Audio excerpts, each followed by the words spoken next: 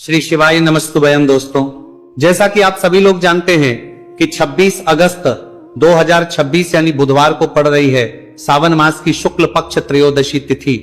और दोस्तों, ये वह तिथि है जो सावन मास में पड़ने वाली सबसे बड़ी तिथि है, क्योंकि ये सावन मास में पड़ने वाली है और इसका बहुत ही बड़ा और विशेष महत्व होता है।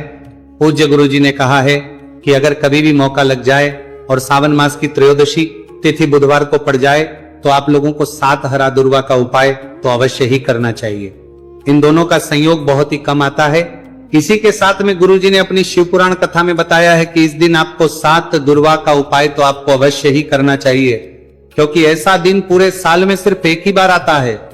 और दोस्तों, आप सभी लोग जानते हो कि बुधवार का अगर सबसे बड़ा उपाय है तो वह 7 हरा दुर्वा वाला उपाय है। तो दोस्तों, इस बुधवार त्रयोदशी तिथि के दिन आप लोगों को इस 7 हरा दुर्वा वाला उपाय को जरूर करना है। बहुत सारे लोग होंगे जिन लोगों ने इस उपाय को ना किया हो, मतलब पूरा साल निकल गया, उन्होंने किसी भी दिन इस 7 हरा दुर्वा वाला उपाय को ना किया हो। पर दोस्तों, आपके पास एक आखिरी मौका बचा हुआ है जो कि 26 अगस्त के दिन है। तो इस दिन आप लोगों को इस वाले उपाय को जरूर कर लेना। भले ही आपने पूरे महीने भर इस उपाय को ना किया हो, पर अगर आपने इस सावन मास के बुधवार त्रयोदशी तिथि के दिन अगर इस वाले उपाय को कर लिया तो आपको इस उपाय को करने का वो फल मिलेगा जिसकी आपने कभी कल्पना भी नहीं करी होगी। इसीलिए आप लोग इस वाले उपाय को एक बार जरूर कर लेना है, ताकि आप लोगों के हाथ से ये मौका ना जा सके और आपको इस उपाय को करने का फल मिल सके। दोस्तों, ये उपाय पंडित जी ने अपनी अभी ही शिव महापुराण की कथा में बताया है, जिस उपाय को आज हम आपको बहुत अच्छे से समझाने वाले हैं। इस वीडियो को देखने के बाद इस उपाय को समझने के लिए आपको कोई और वीडियो को देखने की जरूरत नहीं पड़ेगी। तो चलिए दोस्तों, उपाय को शुरू करते हैं। देखिए, ये इस सावन मास के बुधवार त्रयोदशी तिथि के दिन ये इतना खास होता है, इतना महत्वपूर्ण होता है। देखा गया है कभी कभी बड़े पूजा पाठ अनुष्ठान से जो मनोकामना पूर्ण नहीं होते, वह सावन मास के बुधवार त्रयोदशी तिथि के दिन एक छोटे से उपाय करने से ही आपकी मनोकामना पूर्ण हो जाती है। और बहुत सारे लोगों ने इस उपाय को किया भी है और उनको इस उपाय को करने का फल भी जरूर मिला है। अगर आप लोग भी इस उपाय को करना चाहते हैं तो आप इस उपाय को पहले अच्छे से समझ लेना, सुन लेना, उसके बाद करना। आपको इस उपाय का फल जरूर ही, और इस उपाय को कर लेने से आपके घर में चाहे किसी भी प्रकार की दुख और समस्या क्यों ना चल रही हो, आपको उसका कारण भी नहीं पता है कि भाई यह समस्या किस कारण से चल रही है, उसका कुछ भी कारण हो सकता है। जैसे इसे पितृ दोष हो सकता है या किसी भी तरह का मंगल दोष भी हो सकता है। तो इस दिन आप लोगों को यह वाला उपाय कर लेना है। यह एक ऐसा उपाय है जिस उपाय को अगर किसी विशेष दिन पर किया जाए तो भाई उस विशेष दिन का जो है वह तो मिलता ही मिलता है। पर हमने उस दिन पर इस उपाय को किया है तो हमें उससे भी बड़ा फल मिलता है, और फल बहुत जल्दी मिलता है, क्योंकि आप इस उपाय को बहुत ही बड़े और विशेष दिन पर कर रहे हो। तो चलिए अब उपाय के बारे में बात करते हैं, लेकिन उससे पहले आप लोगों को यह जानना आवश्यक है कि आखिर यह उपाय किस समय करना है, किसको करना है और कैसे करना है। तो चलिए हम आगे आपको वीडियो में एक एक करके बता देते हैं। उससे पहले अगर आप लोग हमारे चैनल पर पहली बार है तो हमारे चैनल को सब्सक्राइब करना ना भूलें, और अगर आपके पास कोई सवाल है तो आप हमें कमेंट बॉक्स में बता सकते हैं।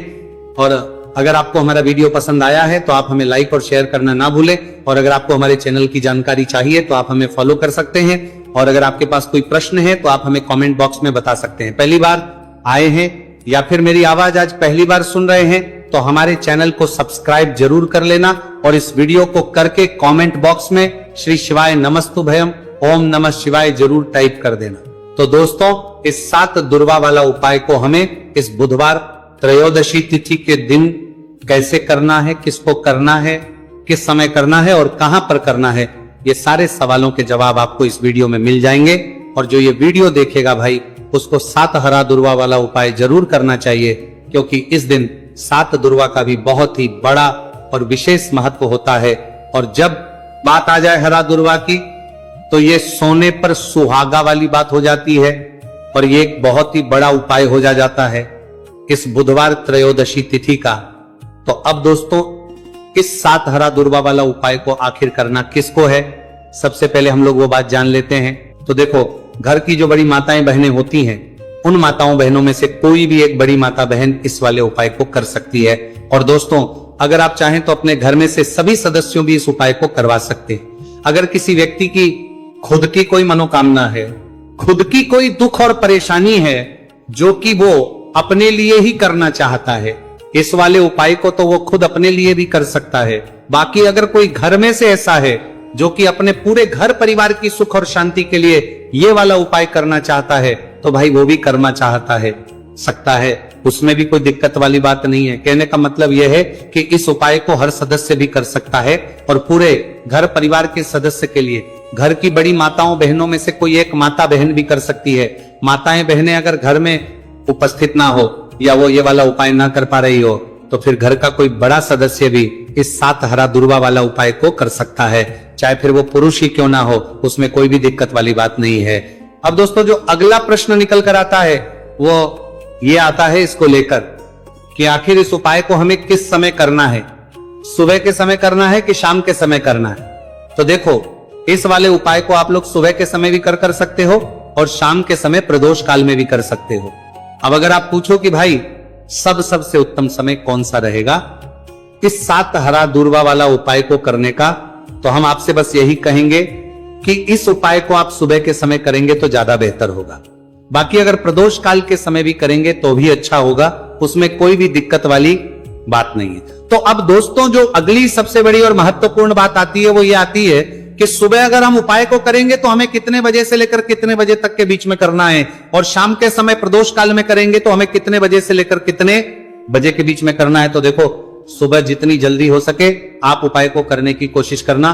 बाकी अगर कारणवश लेट भी हो जाओ, थोड़ी देर भी हो जाए, तो 10 या 11 बजे तक भी आप उपाय कर लेना, पर 12 बजे से ज्यादा देरी ना हो, ठीक है, इस बात का ध्यान रखना।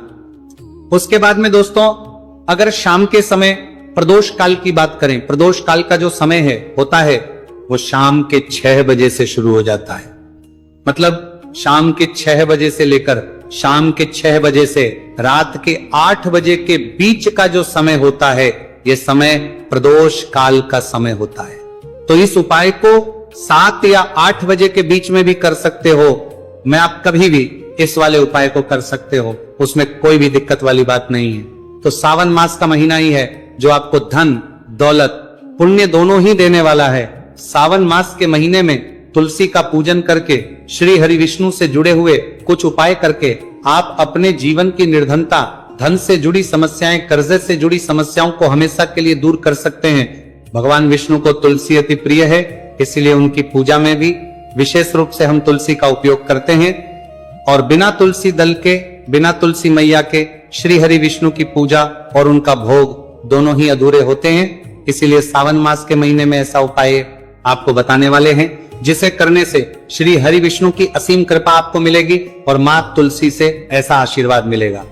जीवन का हर दुख, हर कष्ट, गरीबी, निर्धनता, कर्जे से जुड़ी समस्याएं, सब कुछ ही आपके जीवन से दूर हो जाएगा और सुख, समृद्धि, धन, वैभव, ऐश्वर्य सब कुछ आपको अपने जीवन में आसानी से मिलने लगेगा। तो चलिए बात कर लेते हैं कि कौन सा उपाय है, तुलसी के पौधे में कौन सी चीज आपको रखनी है और इस उपाय को किस समय करना है। देखिए, सबसे पहले तो आपको बता दें कि अगर आपके घर में तुलसी का पौधा नहीं है तो सावन मास के महीने में एक तुलसी का पौधा अपने घर में लाकर जरूर लगाएं, क्योंकि सावन मास के महीने में जो लोग अपने घर में तुलसी जी का पौधा लाकर लगाते हैं, मां तुलसी का पूजन करते हैं, कभी भी मां तुलसी उनके घर में निर्धनता नहीं रुकने देती है। हमेशा उनके घर में धन की वृद्धि होती है, धन की वर्षा होती है। तो जरूर से तुलसी का पौधा आप सावन मास के महीने में अपने घर जरूर लेकर आए और अच्छे से आपको मां तुलसी का पूजन करना है। मां तुलसी के पौधे की देखभाल करनी है, और वह कौन चीज है जो आपको तुलसी के पौधे में सावन मास के महीने 26 अगस्त बुधवार त्रयोदशी तिथि में रखना है, और कैसे यह चीज रखते ही रातों रात आपके जीवन में चमत्कार होगा और आपके भाग्य का भी आपको साथ मिलेगा। तो देखिए, इस वीडियो में जितने भी उपाय हम आपको बताएंगे सभी उपाय सरल है। देखो, गुरुजी ने कहा है कि बुधवार के दिन आपको 7 हरा दूर्वा वाला उपाय तो अवश्य ही करना चाहिए। वीडियो के अंतिम में आपको उपाय बताया है, आपको करना है। देखो, आगे बढ़ने से पहले वीडियो को एक लाइक जरूर करें। देखो, सबसे पहला उपाय, यदि आपके जीवन में कर्जा बहुत अधिक है, आपके जीवन में संकट बहुत अधिक रहते हैं, आपके ऊपर बहुत अधिक विपदा आ रही है, बार बार आपको अपने व्यापार में और अपने धन में हानि देखने को मिल रही है, यानी कि आपको प्रत्येक कार्य में हानि हो रही है, तो आपको ये उपाय करना चाहिए। इस उपाय को करने के लिए आपको दो चीजों की आवश्यकता होगी। सबसे पहले है, आप जानते हो, जो कि भगवान गणेश जी को समर्पित होती है, तो आपको वो हरा दुर्वा की आवश्यकता होगी, साथ ही में 1 लोटा जल की आवश्यकता होगी। और आप जब भी उपाय को करें, जिस दिन भी आपको करें, तो आपको प्रातः कल सुबह सुबह ही सुबह वो करना है। इस बात का विशेष रूप से आपको ध्यान रखना है, ठीक है। तो आपको एक हरा दुर्वा लेनी है, अगर आधा हरा दुर्वा भी मिल जाती है तो भी कोई दिक्कत नहीं है, बस आपको हरा दुर्वा है। अगर ज्यादा ना मिले तो उस स्थान पर एक हरा दुर्वा भी ले सकते हैं। हरा दुर्वा आपको आसानी से कहानी पर भी मिल जाएगी, बस याद रखिएगा शुद्ध दुर्वा, और मतलब उसे शुद्ध करके ही उपयोग में लीजिएगा, है ना। तो आपको करना क्या है, 1 हरा दुर्वा या 1 से ज्यादा भी हरा दुर्वा आप लोग ले सकते हैं। तो 1 हरा दुर्वा अपनी ले लीजिए, 1 हरा दुर्वा के साथ में आप 1 लोटा जल ले लीजिए, और इन दोनों ही चीजों को लेकर शिव जी के मंदिर पहुंच जाइए। शिव जी के मंदिर पहुंचकर सबसे पहले आप शिवलिंग के पास में बैठ जाइए। शिव जी के पास में बैठने के बाद जो शिव जी की शिवलिंग होगी, शिवलिंग के ऊपर सबसे पहले आपको ये दूर्वा को समर्पित करना है। दूर्वा को कुछ इस प्रकार से समर्पित करना है कि जो दूर्वा की दांडी का मुख होगा वह जलधारी की तरफ हो, जहां से जल नीचे करता है ना। और जो हरा दुर्वा का मिला हुआ भाग होगा वो अपने आप शिवाजी के पीछे की तरफ हो जाएगा, ठीक है। तो इस प्रकार से ये हरा दुर्वा का, ये दुर्वा आपको भगवान शिव जी का शिवलिंग के ऊपर समर्पित करनी है। और जो 1 लोटा जल आप अपने साथ लेकर आए हैं, इसी दूर के ऊपर भगवान शिव जी के शिवलिंग के ऊपर एक धारा से आपको समर्पित कर देना है, ठीक है। अब यहां पर देखने बात यह है कि यह उपाय इस व्यक्ति को करना है जिस व्यक्ति की नौकरी नहीं लग रही हो, जो व्यक्ति परीक्षा में पास होना चाहता हो, तो इस व्यक्ति को अपने हाथों से इस उपाय करना है, तभी उपाय कम करेगा, ठीक है। उपाय को करने के बाद आपको 3 महीने उपाय आपको कब तक करना है, जब तक कि आपकी नौकरी ना जाए। जब तक आप इस उपाय को नियम के साथ करो, आपकी नौकरी जरूर लगेगी। अब बात करते हैं दूसरे उपाय के बारे में। तो देखिए दूसरे उपाय जो है, देखिए इस उपाय के लिए आपको मात्र 1 लौंग का जोड़ा लेना है, यानी कि 2 फूल वाली लौंग लेनी है। साथ में आपको मात्र थोड़ा सा शहद लेना होगा, और इसी के साथ में आपको तांबे के पात्र अंदर शुद्ध जल लेना होगा।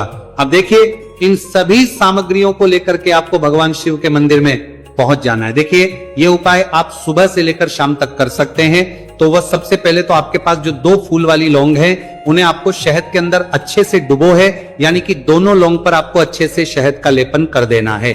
अब आपको जो आपके पास 1 लोटा जल है, सबसे पहले तो उसे शिवलिंग पर धीरे धीरे समर्पित करना है, और श्री शिवाय नमस्तुभयम इसका जाप करते हुए समर्पित कर देना है। अब आपके पास जो 2 फूल वाली लौंग है शहद से, उसे आपको शिवलिंग पर अर्पित करना है, और आपको प्रार्थना करनी है कि जीवन में जो रोग की स्थिति है वो समाप्त हो, जीवन के जो संकट और समस्याएं हैं वो सभी समाप्त हो, जीवन से जो कर्ज की समस्या है वो समाप्त हो। इस प्रकार से प्रार्थना करते हुए ये जो 2 फूल वाली लौंग ही शहद संयुक्त इस आपको शिवलिंग पर अर्पित कर देनी है। आपकी जो भी समस्या होगी इस बुधवार के दिन अवश्य ही समाप्त हो जाएगी। तो इस प्रकार से आपको पहला उपाय करना है। अब हम बात कर लेते हैं दूसरे उपाय के बारे में। देखिए ये उपाय आपके लिए सर्वश्रेष्ठ होने वाला है। देखिए इस उपाय के लिए आपको चाहिए होंगे 5 हरा मूंग के दाने, और मूंग के दाने कहीं से भी खंडित नहीं होने चाहिए, इस बात का ध्यान रखें। और इसी के साथ मैं आपको एक तांबे के पात्र के अंदर अपने घर से शुद्ध जल 1 लोटा जल ले लेना है। अब दोस्तों इन सभी सामग्रियों को लेकर के आपको सीधे पहुंच जाना है भगवान शिव के मंदिर में। देखिए इस उपाय को भी आप सुबह भी कर सकते हैं और शाम के समय में भी कर सकते हैं। देखिए भगवान शिव के मंदिर में पहुंचने के बाद आपके पास जो 5 हरे मूंग हैं, उनमें से पहला जो हरा मूंग है, आपको शिवलिंग के सामने जो नंदी महाराज होते हैं और उनका जो पैर उठा हुआ होता है, वहां पर आपको पहला हरा मूंग समर्पित करते हैं, और आपको श्री शिवाय नमस्तुभयम इसका जाप कर लेना है। फिर आपको दूसरा हरा मूंग लेना है, और शिवलिंग पर जो श्री गणेश जी वाला स्थान होता है वहां पर आपको ये दूसरा हरा मूंग समर्पित कर देना है। यानी कि शिवलिंग के सीधे तरफ आपको ये दूसरा हरा मूंग समर्पित करना है, और फिर आपको ओम गण गणपते नमः या फिर ओम श्री गणेशाय नमः इसका जाप कर लेना है। तीसरा हरा मूंग का दाना आपको भगवान शिव की सबसे प्रिय पुत्री माता अशोक सुंदरी वाले स्थान पर समर्पित करना। शिवलिंग की जो जलाधारी होती है, जहां से जल बह करके आता है, उसी जलाधारी के बीच में जो कहीं कहीं उठी हुई लाइन होती है सांप की आकृति के रूपा में, वहीं पर आपको तीसरा हरा मूंग समर्पित करना है और फिर आपको ओम नमः शिवाय इसका जाप कर लेना है। अब दोस्तों चौथा जो हरा मूंग है उसे आपको भगवान कार्तिकेय जी का जो स्थान होता है शिवलिंग पर, वहां पर आपको यह चौथा हरा मूंग का दाना समर्पित कर देना है और आप ओम नमः शिवाय इसका जाप कर लेना है। अब दोस्तों आपके पास जो पांचवा और अंतिम हरा मूंग बचा हुआ है, उससे आपको उससे जल के पात्र के अंदर डाल देना है और इस हरे मूंग से युक्त जल से आपको भगवान शिव के शिवलिंग का अभिषेक कर देना है। जल आपको बिल्कुल धीरे धीरे समर्पित करते जाना है और लगातार आपको शिव महापुराण के मूल श्री शिवाय नमस्तु भयम इसका जाप करते रहना है। फिर आपको शिवलिंग के आगे बैठकर, यदि आप अपने बच्चों के लिए ये उपाय कर रहे हैं, यदि आप अपने बच्चों की बुद्धि ज्ञान और विवेक के लिए उपाय कर रहे हैं, तो उसके लिए आपको प्रार्थना कर लेनी है। या फिर व्यापार में वृद्धि करने के लिए ये उपाय कर रहे हैं तो उसकी कामना करते हुए आपको प्रार्थना कर लेनी है। या फिर अपनी नौकरी के लिए कर रहे हैं, या फिर अपने इंटरव्यू के लिए, या फिर धन की प्राप्ति के लिए कर रहे हैं, जिस भी कामना के लिए आप उपाय कर रहे हैं उसे परिपूर्ण करने के आपको महादेव से प्रार्थना कर लेनी है और फिर आपको वापस अपने घर आ जाना है। पूज्य गुरु जी ने कहा है कि जो भी व्यक्ति इस उपाय को कर लेता है तो यकीन मानिए आपके जीवन की जो सारे संकट, कष्ट और बाधाएं ही वह सभी समाप्त होंगे। अब हम बात करते हैं अगले उपाय की। इस उपाय के लिए आपको एक दीपक लेना है। दीपक आप मिट्टी का भी ले सकते हैं और शुद्ध आटा मढ़कर उसका दीपक भी आप तैयार कर सकते हैं। अंदर गोल बाती का प्रयोग करना है और दीपक के अंदर आपको शुद्ध घी का प्रयोग करना है। इसी के साथ में आपको मात्र एक फूल वाली लौंग लेनी होगी। अभी एक दीपक और एक फूल वाली लौंग लेकर के सीधा आपको पहुंचना होगा बरगद के वृक्ष के। वहां पर देखिए, सबसे पहले तो आपके पास जो एक फूल वाली लौंग है उससे आपको बरगद के वृक्ष की जड़ में समर्पित करना है। देखिए, अगर आपके जीवन में कोई भी बड़ा संकट आने वाला है, कोई बड़ा कष्ट आने वाला, तो वह इस उपाय के माध्यम से दूर होने वाला है। महादेव की विशेष कृपा रहेगी कि जो भी संकट आपके जीवन में आने वाला होगा वह भी दूर हो जाएगा। तो आपको एक लौंग समर्पित करनी है बरगद के वृक्ष की जड़ में और वहीं पर आपको जो है गोलबाती वाला दीपक जो आप लेकर के गए हैं उससे भी वहां पर प्रज्वलित कर देना है, वटकेश्वर महादेव का स्मरण करते हुए। देखिए, जब भी आपको जीवन में इस साल लगने लगे कि आपके जीवन में कुछ भी अच्छा नहीं चल रहा है, तब भी आपको ये उपाय करना है। तो इस प्रकार से आपको ये उपाय करना है। अब हम जान लेते हैं चौथे विशेष उपाय के बारे में। देखें, यदि आपके विवाह में, शादी में कोई भी समस्या आ रही है, यदि आपका जो कर्ज है वह दिन पर दिन बढ़ते ही जा रहा है, तो आपको ये चमत्कारी उपाय करना चाहिए। कोई भी समस्या अगर जीवन में है तो उसे दूर करने के लिए आपको ये उपाय करना चाहिए। मंगल दोष से जुड़ी हुई समस्या भी है तब आपको ये उपाय करना चाहिए। देखिए, इस उपाय के लिए आपको एक तांबे के पात्र के अंदर अपने घर से शुद्ध जल लेना है और इसी के साथ में आपको एक चुटकी लाल चंदन लेना होगा। अब आपको क्या करना है कि जो लाल चंदन आपने लिया है उसे आपको उससे जल के पात्र के अंदर डाल देना है और ये जल जो है आपको लाल चंदन से युक्त तैयार कर लेना है और ये लाल चंदन से युक्त जल आपको भगवान शिव के मंदिर में लेकर के पहुंचना है। लेकिन उपाय भी आप सुबह से लेकर के शाम तक कर सकते हैं। अब दोस्तों, ये जो लाल चंदन से युक्त जल है, इससे आपको भगवान शिव के शिवलिंग पर धीरे धीरे अर्पित कर देना है और आपको लगातार श्री शिवाय नमस्तु भयम इसका जाप करते रहना है। देखिए, यदि आपके जीवन में विवाह से जूही समस्या चल रही है तो आपको मंगलेश्वर महादेव का स्मरण करना है और जीवन में अधिक कर्ज की समस्या है तो आपको आर्यन मुक्तेश्वर महादेव का स्मरण करना है। देखना, एक दिन आपकी सब तरह की समस्या